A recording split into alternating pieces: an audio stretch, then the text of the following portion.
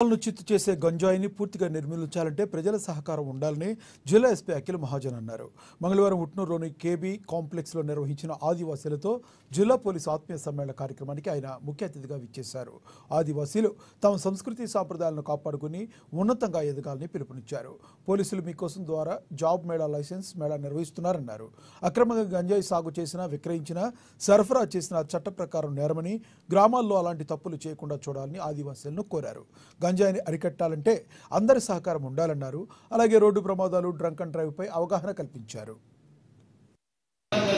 ఈ జిల్లాలో ఎక్కువగా చూసింది ఏంటంటే ఇప్పుడు ఇక్కడ అన్ని ఆదివాసులు ప్లస్ పోలీస్ కి చాలా మంచి రిలేషన్స్ ఉంది.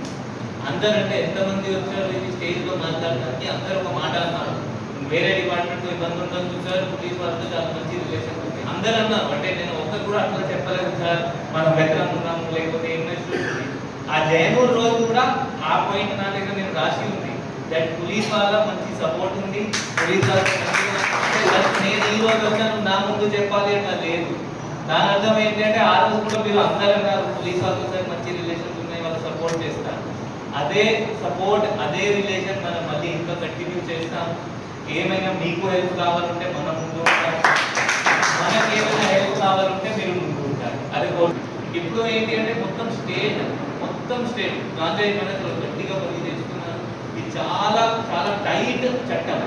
చాలా టైట్ అంటే ఒక గ్రాములో దొరికితే 100% 100% శిక్ష ఉంటుంది. ఒక కేజీ కంటే ఎక్కువ దొరికితే 5 సంవత్సరం శిక్ష ఉంటుంది. ఇది చాలా గట్టిగా చట్టం. మనం కూడా చెప్తాము, రైస్ సెంటర్స్ వచ్చి చెప్తాం, న్యూస్ పేపర్స్లో పంపిస్తాము, వాట్సాప్ గ్రూప్లో పంపిస్తాము.